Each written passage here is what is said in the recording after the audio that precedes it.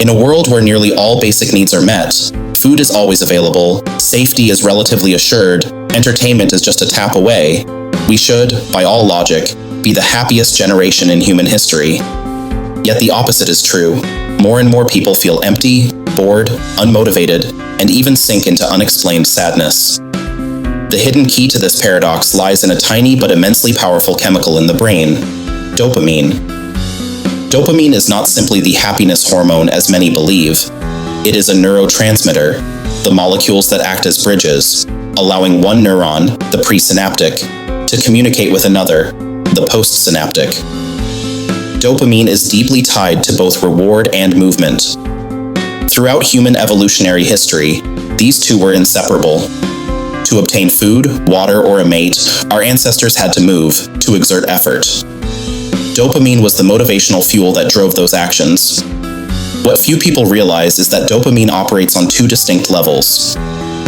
Tonic dopamine, baseline level, a steady, low-level release that is always present, like the baseline water level of an ocean. This is the normal dopamine flow when we're doing nothing special. Phasic dopamine, burst level, sharp spikes that occur when we receive a reward. Eating something delicious, getting a like, winning a game, finishing a task. The crucial factor is the baseline, tonic, dopamine level. It determines how sensitive we are to everyday joys. When baseline dopamine is high, small things are enough to bring genuine pleasure. Morning sunlight, a loved one's smile, the aroma of coffee, an old familiar song. But when baseline dopamine drops low, like the ocean tide receding far from shore, only massive, intense waves of dopamine can make us feel anything at all. The result? We gradually lose the ability to enjoy ordinary moments. Life starts to feel flat, dull, and pointless. This is the core paradox of modern life. We live in a hyper-stimulating dopamine environment. Endless social media notifications, addictive short-form videos, ultra-palatable processed foods, games with constant rewards, one-click online shopping. Everything is engineered to trigger extremely fast and powerful dopamine bursts. Our brains, evolved for scarcity and occasional rewards, were never designed to handle such constant, intense stimulation. To protect itself and restore balance, the brain responds by desensitizing to dopamine. Dopamine receptors decrease in number or become less responsive. Baseline dopamine is pulled lower. The consequences are profound. Joy from ordinary things nearly disappears. We need stronger, more frequent stimulation to achieve the same level of satisfaction as before. In the absence of stimulation, we fall into a state of deficit, emptiness, boredom, irritability, even low-grade depression. This is not weakness or moral failure. It is a biological law.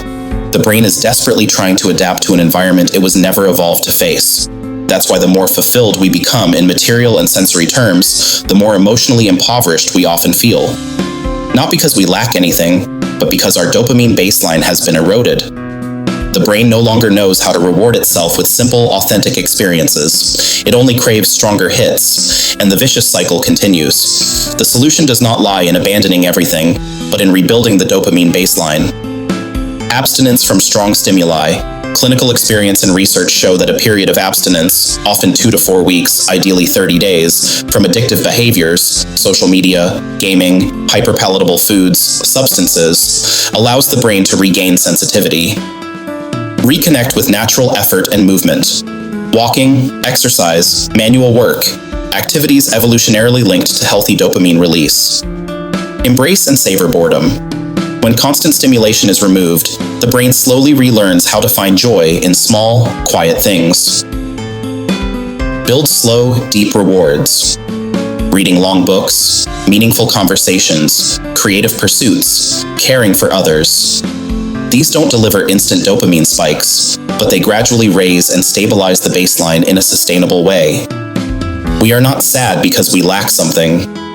We are sad because our brains have become accustomed to too much, and in the process, forgotten how to appreciate the little that is real and true.